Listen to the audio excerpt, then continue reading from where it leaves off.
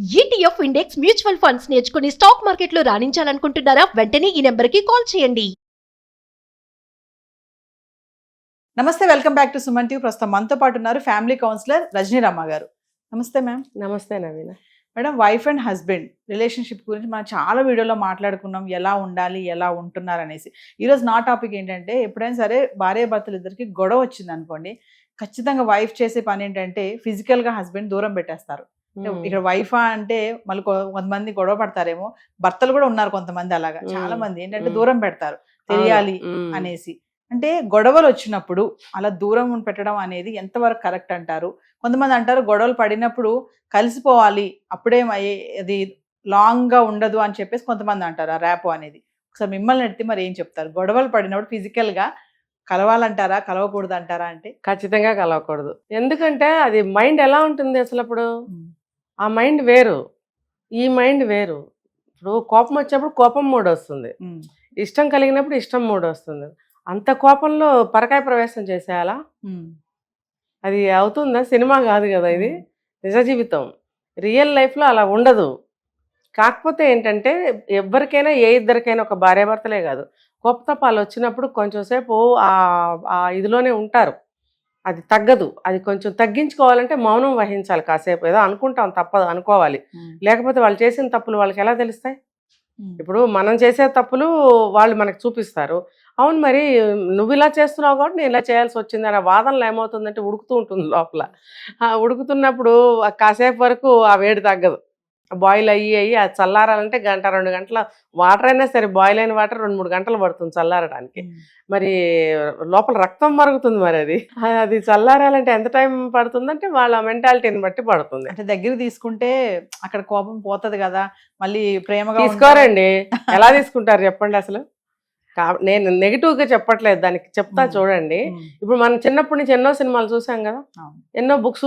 ఈ రోజుల్లో వాళ్ళు చదవరేమో కానీ ఎన్నో బుక్స్ చదివి ఉంటాం. మేము ఇంకా ఎక్కువ చదువుకుంటాం. ఆ కాలంలో వాళ్ళు చదివేవారు బుక్స్.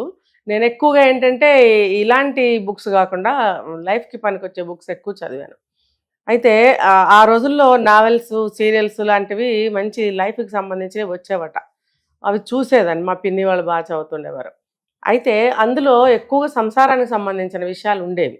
2-3 నావెల్స్ నా లైఫ్లో నేను చదివాను. అయితే అందులో ఒక పద్ధతులుగా అన్నీ రాస్తూ ఉండేవారు, పాటించుకునేవారు ఆ రోజుల్లో. ఇప్పుడు పుస్తకాలు ఎవరు చదువుతున్నారు? బుక్స్ అనేది ఎవరు చదవటం లేదు.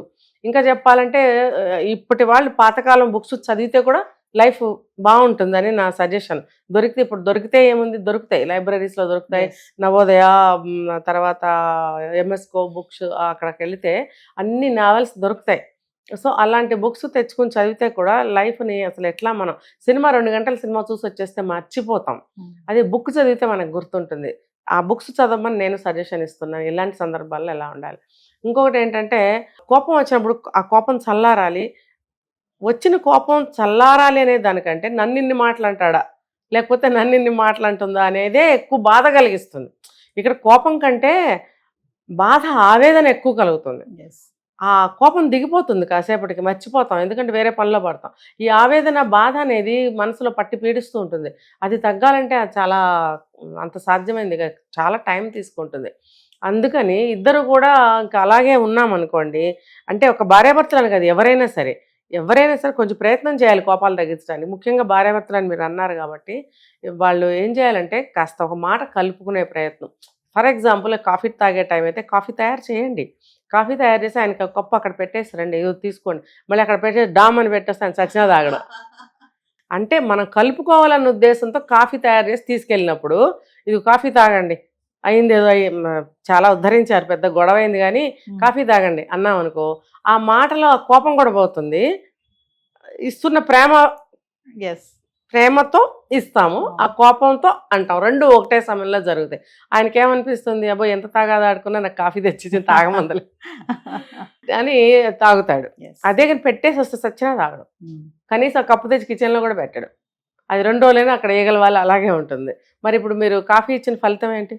అలాగే భోజనం కూడా తయారు చేసి భోజనం చేయమని, భోజనం పెట్టాను వచ్చి తినొచ్చు అన్నారనుకో, అంటే ఏంటి, రండి అంటానికి నామర్దా వస్తుంది. కానీ తినమని చెప్పాలని ఉంటుంది మనసులో.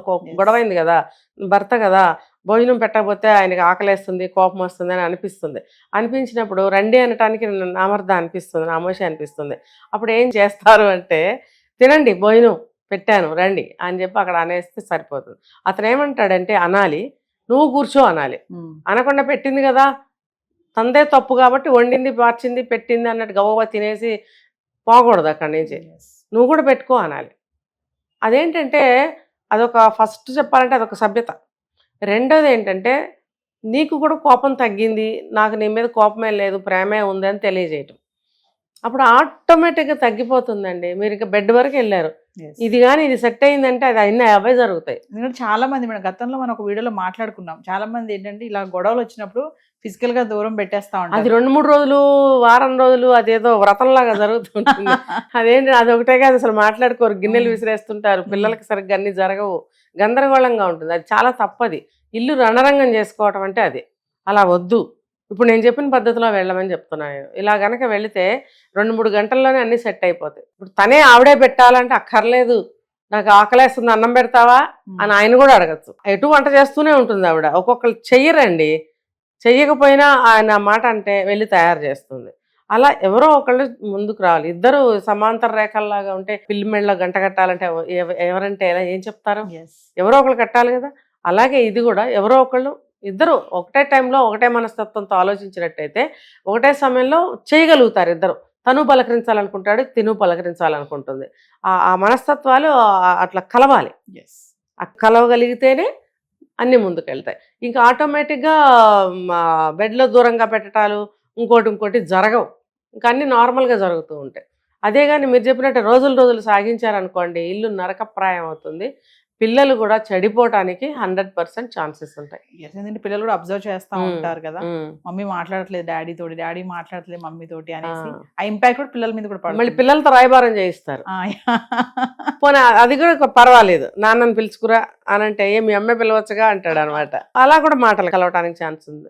అంతే అనవసరంగా ఎందుకండి మన ఇల్లు ముక్కలు చేసుకోవాల్సిన అవసరం ఏంటి చెప్పండి. ఇప్పుడు ఎవరికి ఉంటుంది ఇల్లు ముక్కలు చేయాలి, విడిపోవాలి, పోవాలని? చాలా తక్కువ, వేరే రకాలు ఉంటారు పోయేవాళ్ళు. మామూలుగా అయితే అలా ఉండదు కదా. మరి అలాంటప్పుడు ప్రయత్నం అనేది 2 పక్కల నుంచి ఉండాలని చెప్తున్నాను నేను. ఇప్పుడు ఒకవైపు కాదు, 2 పక్కల ఉండాలి. ఇద్దరు అరుచుకున్నప్పుడు ఇద్దరు సయోధ్య మళ్ళీ చేసుకోవాలని ప్రయత్నించాలి. Thank you.